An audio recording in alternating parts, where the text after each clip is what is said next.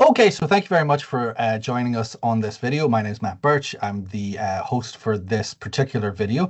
We're going to be talking to some of our mental health colleagues. We've got Pauline McCarthy here, who is the professional lead for mental health within the School of Nursing and Midwifery. We have Jane Killock, who is one of our lecturers within the school.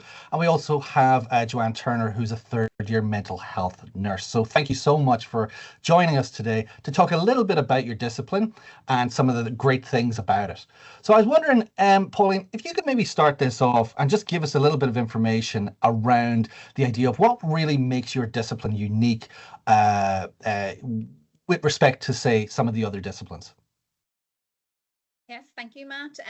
So I think with mental health nursing, the thing that sets it aside from maybe other fields of nursing is that with mental health nursing, we really focus on the individual. It's a really person-centered approach. So it is the nurse-patient relationship, that therapeutic relationship is so important for mental health nurses with the patients that they engage with, because we get very sensitive information from our patients, and it can be a really difficult and challenge for the person to come and speak to us about those challenges that they're facing. And I think as well, like with mental health nursing as well, it's not visible.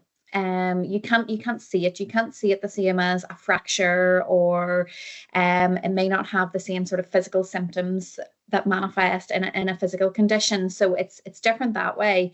And again, it's quite, the conditions are based on sort of people's thoughts, emotions, and behaviors, which is a different way of looking at things than some of the other fields would consider. So yeah, just again, that I can't sort of emphasize enough. I think the therapeutic relationship is really important for us as mental health nurses going forward. Very good, very good. And does anybody else have any thoughts on that? Yes, I do. So it's also being as working with mental health and individuals that need the help. You're also like challenging stigma, and you're advocating for your patients as well, because they are quite vulnerable in this society. And that sets mental health nurses apart from like other disciplines, because you're taking in the whole person and helping them overcome and become well within themselves and reach out for help. Very good, very good. So I wonder, Jane, could you tell us a little bit about, for example, the work that goes on a day-to-day basis, and maybe what makes a good mental health nurse?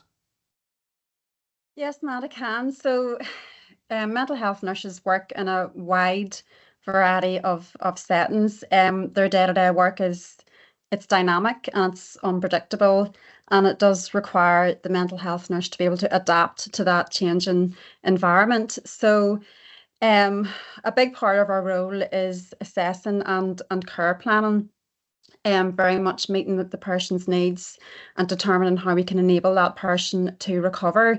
We've talked about the therapeutic relationship, and that is key. It's the essence to mental health nursing. So from day to day, we'll be providing one-to-one support, or sometimes even group support. We'll be using evidence-based approaches like CBT, motivational interviewing. We also have a role in medication management, administering this and monitoring the effects. We have a role in educating patients around this, psychoeducation. What else can I say? We work in multidisciplinary teams. So we're working with psychiatrists and psychologists, social workers, occupational therapists, and families. We do that day to day. Another big part of our role then is documenting, keeping accurate records, and reflecting on our day's work. What could we do better? What went well, and what could we do better? In terms of what makes a good mental health nurse, I have to come back to the values of empathy, or the core condition of empathy.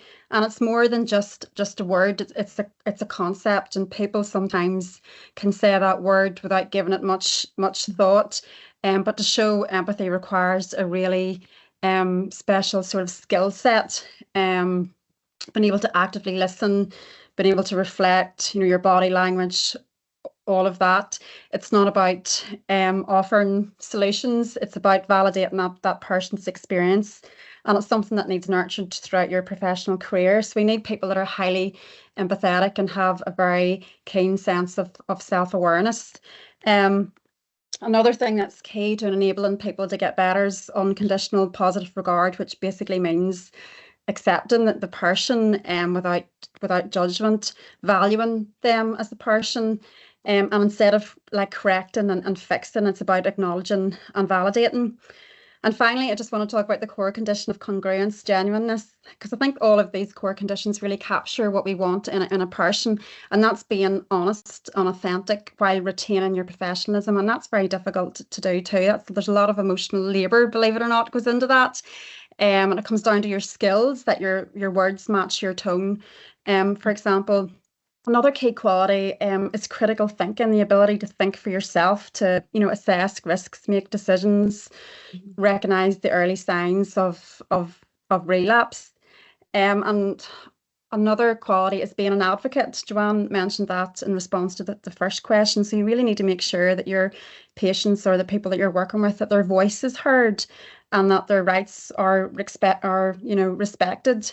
And finally, the people that we think would be good at this job, that would have the qualities that are required, are people that have a very good understanding of individuals' backgrounds, their identity, their life experience, the context in which they live, is very, very important. So it's really important, I suppose, that people or mental health nurses have a sense of that person's individual identity.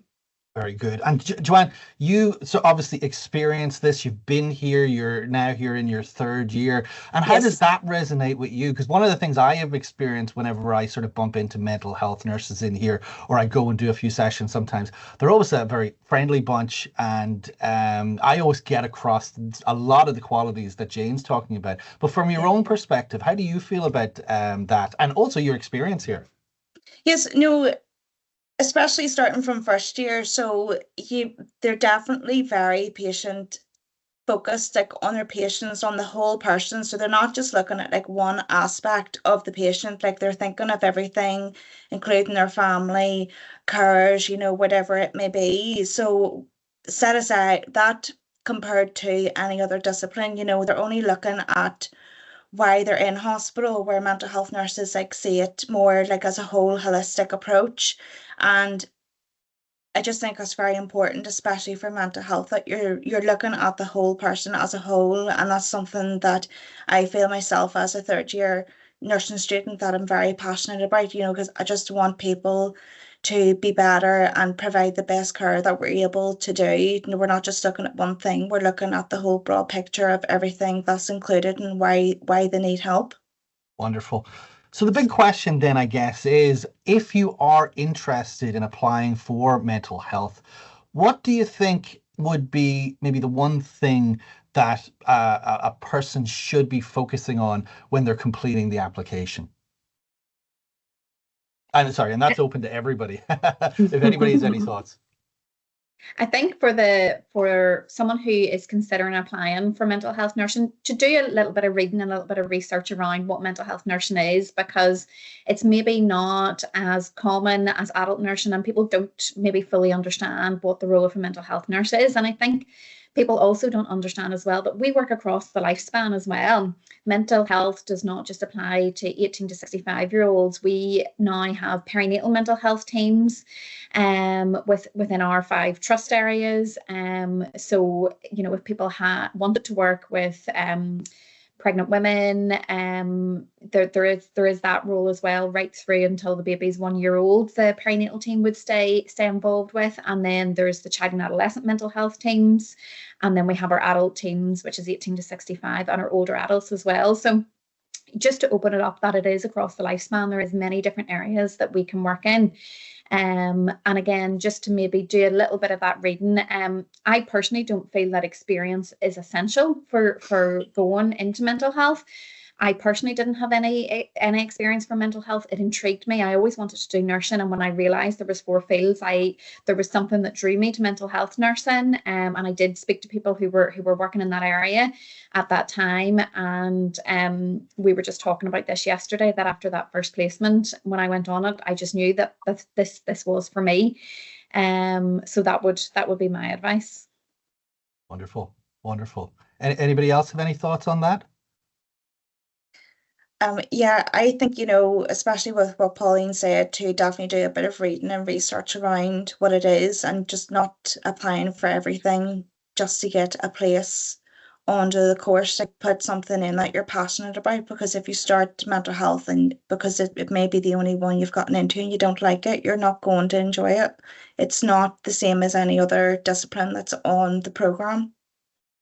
Okay, wonderful. That's great. So I guess I just want to sign off and say thank you so much to yourself, Pauline, to Jane and Joanne. If mental health nursing is something that tickles your fancy and you are interested in applying, just make sure that you go through the recruitment process from our website.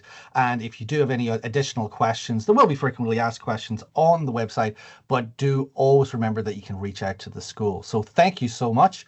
And thank you to everybody who's been involved.